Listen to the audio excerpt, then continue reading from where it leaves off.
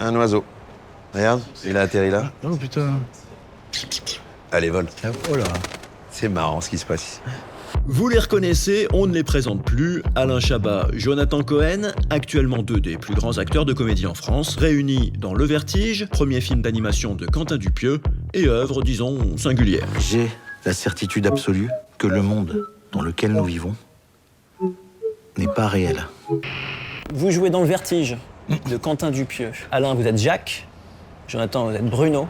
Je trouve que c'est important les prénoms des personnages dans les films. Et je pense que Jacques et Bruno, pour vos rôles, c'est les prénoms idéaux. C'est tout à fait vrai que les prénoms des personnages sont très importants. Et dans les correspondent bizarrement Ouais. très bien à nos personnages. Ils sont très bien choisis. Et ça m'a fait marrer, en fait. C'est-à-dire, Jacques et Bruno, ça me fait marrer. Et je ne sais pas pourquoi ça me fait marrer. Il est possible que les gens en commentaire, ça ne les fasse pas du tout marrer. Est-ce que vous, ça vous fait marrer, le fait de s'appeler Jacques et Bruno? Oui, Oui. moi ça me fait beaucoup rire, ouais. Ouais, il y a un truc normal. Il y a un truc hyper normal et rassurant, et genre, il n'y a rien de bizarre. Enfin, Parce il y a que un tout truc- est bizarre à côté. Ouais. C'est ça qui est génial. Donc, je sais pas, il y a quelque chose de cohérent avec ce que le film raconte, quoi. C'est deux personnages qui se posent des questions existentielles dans un univers où le spectateur dit non mais les gars, Évidemment. oui, vous êtes dans une fucking simulation. Alors, c'est un peu particulier pour moi de faire cette interview parce que j'ai discuté 1 heure avec Quentin Dupieux qui m'a, lui, parlé de sa vision du film. Comment il vous a parlé du film la première fois? Moi, il m'a dit, c'est des Sims, comme des personnages de Sims qui se rendent compte qu'ils vivent dans une simulation. Évidemment, tout de suite, ça m'a excité. Et après, il nous a envoyé le scénar mais moi, j'adore le concept de personnages qui se rendent compte qu'ils vivent dans une simulation, un peu à la Truman Show. Pareil, il m'avait juste montré une image de à quoi on allait ressembler dans le truc, et il me dit voilà, c'est ces deux persos-là qui se demandent s'ils sont dans une simulation. On pourrait imaginer le même film, mais que ça soit un drame, avec un gars qui dise en fait, Bien sûr. je me suis rendu compte que le monde était une simulation. Ouais. À quel niveau se joue la comédie? Le postulat de comédie, très souvent, tu me dis si je me trompe, parce que c'est quand même un des maestros de la comédia dell'arte. J'en parle dans mon livre Profession Passion. Exactement, Profession Passion. Et dans Profession Passion, ce qu'il dit, qui est assez beau, c'est que quand même la comédie vient d'une situation dramatique. Donc en fait, la comédie, elle est là parce que les personnages vivent quelque chose de dramatique dans leur vie. Elle ne peut pas naître de quelque chose qui serait anecdotique, simple. Elle vient du drame, en fait, la comédie. Selon la culture, on ne rit pas des mêmes choses. Est-ce que vous avez une explication pourquoi, selon où on est né, selon la culture qu'on a, on ne rit pas aux mêmes choses? Les Américains, ils ont bien exporté leur comédie. Ouais. C'est-à-dire, ils ont craqué un code là-dessus. Qu'en France, on n'a pas craqué encore, à part quelques. Bah, le dîner de cons, ils l'ont adapté. Hein. Ouais, voilà, c'est ça. Mais je veux En dire, fait, à part c'est- quelques exceptions, c'est pas. Je dis pas, tiens, la comédie française, c'est un Française, truc elle qui s'est s'exporte. exportée, ouais. On a beaucoup une comédie de texte aussi, nous, Ouais, Enfin, c'est vrai. de- De verbes. de verbes et de dialogues. Et... Et s'il y avait des comédies françaises en anglais, exactement les mêmes choses mais en anglais, est-ce qu'elles s'exporteraient ou est-ce que c'est l'esprit qui ne s'exporte pas? En fait, j'ai l'impression que les comédies, nous, qui sont exportées, c'est des pitchs qui Oui, c'est sont ça. exportables. Exactement. des pitchs C'est-à-dire, exportables. T'as dîner raison. de cons qui sont exportés, c'est un pitch, tu peux le mettre dans n'importe quel pays, ça marche. Ouais, ouais. Pareil pour les visiteurs, des gars d'une autre époque viennent dans ce monde-là et ils vivent ce qu'ils vivent. Ouais. Donc c'est des bons terrains à comédie. Je poursuis sur les comédies françaises parce que vous, Alain, vous aimez les jeux de mots. Ça, c'est hyper français, les jeux de mots. Ouais, c'est pour les Américains, je pense, la forme la plus pauvre de l'humour. Ouais. Ouais. C'est vraiment. Mais un vous le truc. défendez quand même? Non, les jeux de mots. Non, les jeux de mots dans Astérix, les noms des personnages, c'est aussi parce qu'il y a des trucs qui me font marrer, et aussi pour respecter ce Le code. ce code. Voilà, exactement. Puis Goscinny. Voilà. Moi, j'ai revu récemment le film avec le Père Noël, là. Ouais. Le titre m'échappe avec... Ouais, avec Santa et Marie. compagnie. Ouais. Exactement. Et là, pour le coup, l'idée, c'était de toucher les enfants. J'imagine que c'était de faire un film... Mais c'était bizarre en fait, je l'ai pas revu depuis 1000 ans évidemment, mais oui, c'est un film avec le Père Noël et sur le Père Noël, donc il y a plein d'endroits où je me suis dit ah non, je peux pas aller là, parce qu'en fait il y a des enfants qui vont voir ça, et du coup je me promène un peu de temps en temps quand Ouais. je vois le film, je me dis ah, là je vois que je suis un peu coincé. Tu vois, il y a des endroits que je trouve réussis et plein d'endroits bien foirés. C'est marrant, ça. Je pensais pas que vous... Enfin, je me trompe peut-être, mais j'ai l'impression qu'il y a des trucs que vous aimez dans le film, d'autres moins. Oui, oui. Il y a des films comme ça que vous auriez aimé refaire, et qu'est-ce que vous referiez? Non, mais alors là, pour le coup, je me suis détendu là-dessus aussi sur... je préfère faire que parfait, quoi. Enfin, je sais pas comment dire. C'est ma fille Ouais. qui m'a dit ça. Elle m'a dit « better done than perfect Elle a raison. ». Non, mais je referais, moi, si c'est pas mardi que je dois rendre le scénar, je suis encore en train d'écrire Didier. Je suis toujours en train d'écrire et de vouloir changer un truc pour que ce soit encore mieux. Et le truc ne part jamais dans les tuyaux. Il y a un moment, il faut que quelqu'un vous dise Ouais. c'est parti ». Ah, il y a toujours cette volonté de vouloir que ce soit parfait, qui est totalement stupide, parce qu'au final, même quand on a l'impression que ça l'est, ça l'est absolument pas, et c'est une illusion. Mais je suis un peu comme toi, c'est-à-dire que si on ne dit pas stop, c'est ad vita aeternam, et ça devient un truc qui ne se concrétise jamais. Après, ce que je trouve intéressant dans les comédies, je trouve que les films vieillissent plus ou moins bien, souvent c'est lié au rythme, mais les comédies, c'est encore plus dur. Je trouve qu'il y a des comédies qui font plus rire. La comédie, ça vieillit mal, hein. Waouh. Mais toi, la tienne, elle vieillit pas, je trouve. L'Astérix que t'as fait, là, il ne vieillit pas. Je l'ai encore vu il y a pas longtemps. Il est intemporel. C'est miraculeux. C'est incroyable. La DA, t'as fait une DA qui est celle de l'époque. C'est vraiment, tout est cohérent. Tu l'as fait comme on faisait les films à l'époque, les grands films d'action. Moi, je vois du Stargate dedans. J'ai que ça. T'as raison, ouais. Non. J'ai pas plus. Non, mais la momie. Je vois ce que tu veux dire. Il y a toute cette imagerie de tout ça. C'est exactement des trucs que je regardais des références. à fond à l'époque. Mais la momie était une full référence complète. T'as parfaitement vu le truc. Après, vous avez des références communes. Je pense les Zucker, j'imagine que vous partagez ça. Top Secret. Ouais. Top Secret, c'est un chef-d'œuvre. Alors là, pour le coup, dans les trucs où tu dis, moi, ce film est parfait, j'enlève pas une image. Top Secret, moi je le mets dedans. Mais il est exceptionnel. Je dis, y a-t-il un pilote? Mais y a-t-il un pilote? C'est parfait. Il y a des trucs fous. Même la suite, y a-t-il enfin un pilote? Moi je préfère y a-t-il enfin un pilote dans l'avion? Mais les deux sont super. Les deux sont déments. Je veux aussi qu'on parle un peu de Quentin Dupieux. Bien sûr. C'est pas la première fois que vous tournez avec lui, vous le connaissiez. Je pense que ça aide aussi. Moi je me suis dit, tous les acteurs n'accepteraient pas forcément de voir leur gueule comme ça. Si, tous les acteurs. Ah ouais, tous les acteurs. Ok. Ah, je pense. Non, ils en ont rien à foutre de. En vrai, il n'y a pas tant qu'ils sont sur l'image que ça. C'est pas le côté égo où on se dit. Ah non. Bon, aussi, on l'a eu. Il y en a une parmi le casting, c'est pas sa tête. C'est pas sa tête. De Moustier, c'est fou à quel point c'est pas sa tête. Non, ça n'a rien à voir. Beaucoup plus joli que ça. Ils l'ont complètement massacré. Ah ouais, mais en rousse, déjà, tout est fou. Et c'est drôle de voir ce perso avec sa voix. Parce qu'en même temps, tu vois un peu Anaïs, mais tu la vois pas. Ouais, c'est vrai. En quoi c'est différent de tourner avec Quentin Dupieux? C'est ludique. C'est pas grave, c'est hyper agréable, c'est très clair quand il aime et quand il aime pas. Ah ouais, c'est très clair, très bien. Ah ouais? C'est-à-dire, il le dit. C'est quoi cette merde? Tu m'as répondu là? Ça peut sortir comme ça. Et du coup, tu rigoles parce que c'est hilarant. Oui, parce que c'est bien, il n'a pas pris de gants. Et il me regarde, il fait oh non, nul. Non, nul. Là, tu fais oh, bon, ok. De la merde, allez, on bon, d'accord. Génial, du génie. Voilà.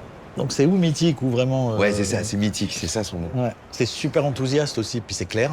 Alors, au moins, tu vois, et puis c'est super inspirant. Enfin moi. Et puis tu sais fait à la main. Enfin, j'ai un côté, t'es chez un artisan qui fabrique un meuble. C'est une petite équipe, quoi. C'est une petite équipe. Il a vraiment réduit ça à l'essentiel. Et puis il est à l'œilleton. Il fait la lumière lui-même. Il n'y a pas de script. Donc du coup, il a réduit ça et tout est fait main. Il va regarder ce qu'il a tourné dans son petit ordi à côté. Ouais. Attendez, je reviens 2 secondes. Il fait très bien quand il parle comme ça. Génial. Et donc tout est fait en temps réel, fait à la main, à la louche, à l'ancienne même, j'ai envie de dire. Les frères Lumière, je pense qu'il les a rencontrés. Mais il y a un truc comme ça très artisanal qui est jubilatoire. Et c'est très bien préparé. Ouais. Le film, il est ultra bien préparé. C'est fou ça, parce que vu qu'il en fait 2 par an. Non, c'est super bien préparé, super bien pensé. Même si sur le moment il regarde et il aime bien être dans l'excitation du moment, c'est ça qui l'électrise et qui fait qu'il n'y a pas un storyboard et des trucs comme ça. Mais non, t'attends jamais, le truc il sait ce qu'il veut. C'est très écrit, je crois qu'il n'y a pas trop de marge à l'impro, quoi. Mais t'as pas envie de faire. Enfin moi en tout cas j'ai envie de faire le texte à la virgule tellement ce texte il me plaît quoi. Ouais, t'as pas envie d'improviser. Je crois qu'en fait vous lisiez le texte et que vous avez eu assez peu de temps de prépa finalement. Jonathan lisait, moi j'avais appris parce que je suis plus professionnel. Mais c'est vrai. Moi j'ai été un peu flemmard sur le coup, je dis ça suffira de lire. De toute façon, lui il connaît ses. Mais c'est pas à moi de le dire. Ouais non, on était un peu comme on fait des pièces radiophoniques. Ouais. C'est-à-dire qu'on est avec le texte, tout ça, et on le joue en temps réel, il nous dirige et on reprend. Mais vous êtes face à face, donc il y a quand même une sorte de jeu. Tous ensemble, avec effectivement les textes à la main et tout, mais... Parce qu'on avait, je pense, en tête que c'était un peu comme, je dirais, un peu une démo. Quelque chose pour un peu de la matière pour qu'il puisse travailler ses images. C'est vrai. Et qu'on s'est dit, de toute façon, on refera après. Et on n'a jamais pu refaire. Moi, je l'ai supplié, je suis dit, on refait, s'il te plaît. S'il te plaît, juste voilà. Mais non, je m'en fous, c'est bancal, c'est ça que j'aime. Et il aime bien quand c'est bancal. Ouais. On peut rien faire. Ouais, moi aussi. Comme là, j'ai un chat dans la gorge dans une phrase dans la bande-annonce. Je dis, mais t'es sérieux, j'ai un chat dans la gorge à ce moment-là, Non, c'est bien, ça donne. C'est ça qui fait le film. Ouais, Carrément, il a dit ça. Mais oui. Il a dit, Il dit non, c'est bien quand vous jouez même un peu nul. En tant que spectateur, parfois je trouve que l'acting de la voix est légèrement à côté. Et ça colle évidemment à l'esthétique. En fait, c'est ce qu'il fallait faire. Ouais. Il fallait que ça soit légèrement à côté. Mais oui. Dans quelle mesure c'est voulu? Je pense que c'est parfaitement voulu de la part de Quentin. Ah oui. Bon, nous, on l'a pas vu venir, mais, Non, on l'a pas vu venir, on l'a non. pas vu venir, mais Non. je pense que oui, c'était sa volonté. C'est pour ça que nous, on voulait refaire après pour coller au mieux Bien sûr. au personnage, à la manière dont il bouge. Mais lui, ça l'intéresse pas. Ce qui Non. l'intéresse, c'est ce décalage. Et je pense qu'il a raison, parce que c'est ça qui est intéressant. Mais dans bien le film. sûr. C'est qu'ils soient décalés dans leur propre simulation. Exactement. Non, un truc efficace aurait été, à mon Moins avis, bien, je pense, ouais. Moins bien, il a 100% raison. C'est bizarre parce que moi, je trouve pas ça du tout ni barré, ni bizarre, ni. Je rentre dedans, mais comme Ouais, un facile. film grand Ouais, public. facile. Mais, tu sais, j'ai toujours envie qu'il fasse 7 millions d'entrées, en fait. Tu sais, parce que je me dis, non, mais les gars, Ouais. franchement, allez-y. Vous allez voir, c'est. C'est pas si niche que ça. Non, en fait. c'est pas du tout. Tu me sers un scotch? Tu me dis stop. Encore. Stop. Merci.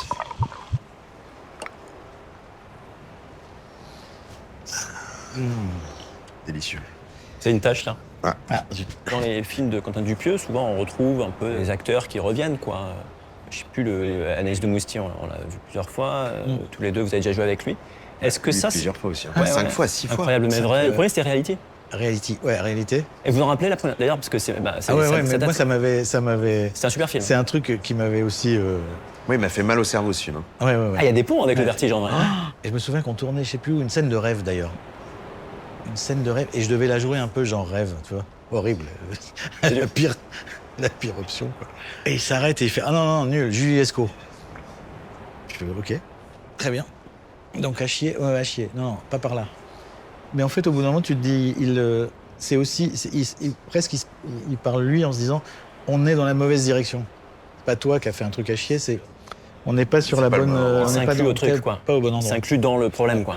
J'avais pris une patate avec non-film. Ouais, son J'avais premier moyen métrage qui est dispo d'ailleurs sur. Moi, je l'ai vu sur Vimeo.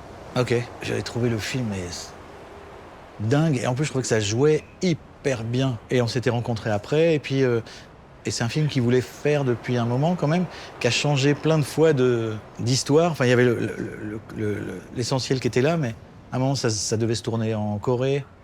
Après, c'est en France. Finalement, on a fini à un moment où moi, j'avais une petite bulle de temps pour le faire un peu enfin pas à l'arrache, mais à sa manière, quoi. C'est-à-dire dans son budget, dans son timing et aux États-Unis. Donc c'était super.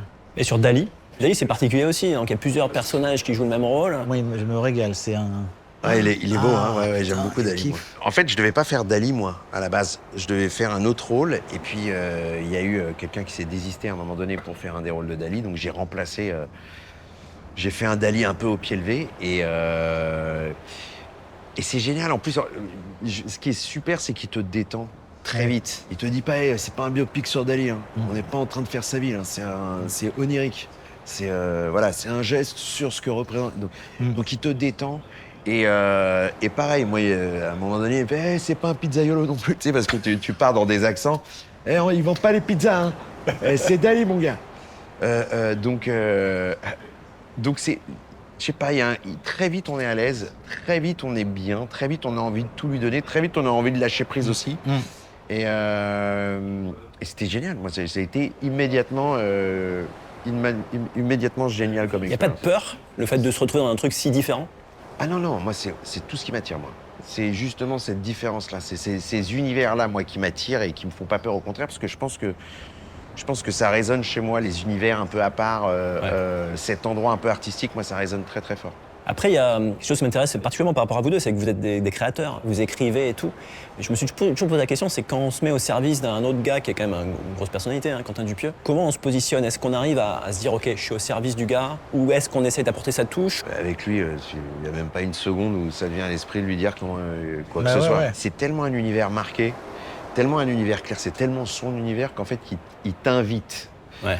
Et quand t'es invité chez les gens, tu vas pas leur dire, dis donc, la table elle est mal dressée. Au contraire, tu es là, tu bouffes, t'es content de bouffer, et tu te régales. Puis tu veux une personne qui a une vision, enfin, la personne qui a la tête du film, avec Quentin ou avec d'autres metteurs en scène. T'es content là, c'est bien ça que tu voulais. veux dire. Lui, il a son film complet dans la tête. Toi, t'as des bouts de scène et des trucs.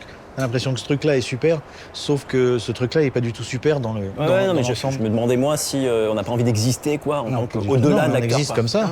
On existe assez. On Et est au puis, service de cette histoire qui nous a plu. il y a une volonté, il y a un rêve, il y a une vision qui est tellement présente et qui nous séduit parce qu'il y a une vision, comme tu dis, qu'en fait, l'envie de participer, enfin d'intervenir ou de dire tu crois pas que tu l'as pas. Ça reste léger, je trouve son cinéma, il est léger. Enfin, moi, pour le coup, je trouve ça très, très grand public, en fait. Enfin, tu vois, très léger, très ludique, très marrant. Il veut divertir, J'ai quand l'impression même. qu'il a aussi un truc de se challenger à chaque film, d'essayer Ouais. un truc un peu différent.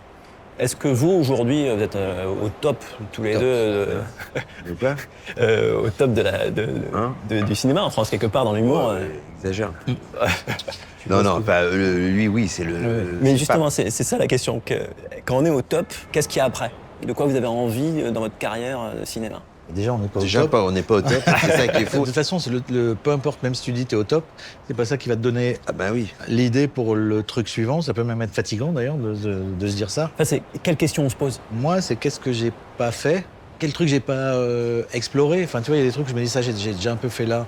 Ça, ce truc-là, j'ai déjà un peu traité comme ça. Ouais, c'est quoi la zone de surprise là-dedans et de trucs, en tout cas pour moi, que j'ai pas fait. Après, il faut pas que ce soit 100% un truc que j'ai pas fait parce que, bah voilà, je sais pas tout faire non plus. Donc j'ai mes petites zones de confort avec de la comédie, quoi. J'ai envie que ça fasse marrer. Et voir un film que je paierais pour voir aussi. Ouais. Et Jonathan? Pareil. C'est une envie de surprendre, de me surprendre aussi là-dedans, d'explorer. Mais il y a plein de choses que j'ai envie d'explorer que j'ai pas encore fait, que j'ai pas eu l'occasion de. En comédie, je trouve qu'il y a, la comédie, c'est quand même cette envie d'être innovant, de proposer quelque chose encore d'un peu plus nouveau, tout ça, ou de bousculer les lignes. Après, moi, j'ai envie, en tant qu'acteur, là, j'ai tourné un film avec Guillaume Niclou, Ah ouais. qui est un drame. Ouais. Ça sort quand? Où je joue un vrai méchant. Je sais même pas quand ça sort, mais avec Vincent Lindon. Et donc, du coup, je me retrouve dans un univers, celui de Niclou, que j'adore, et jouer avec Vincent Lindon, et je suis le méchant du film. Bon, bah, c'est une zone que j'adore, que j'attendais, que j'ai adoré explorer. J'imagine que t'as ces trucs-là aussi, tu vois, où tu dis, ouais, Pas en comédien, mais en réel. en réel, ouais. Enfin, en écriture ou en réel, ouais. Vous êtes sur un truc? Je suis en train d'écrire un film, justement, qui est, je pense, différent mais une comédie quand même. Enfin, différent de ce que j'ai fait avant. Je sais pas s'il y a un genre d'ailleurs, mais plus adulte, voilà. Ok. C'est justement par rapport à Santa et compagnie, ce truc de enfant-adulte, c'est où, enfin, pour le coup, maintenant, je mets c'est ou enfant ou adulte. Après, dans les trucs d'enfant, tu peux mettre plein de choses qui parlent aux parents, enfin, aux grands. Mais là, c'est pas forcément un film pour enfants.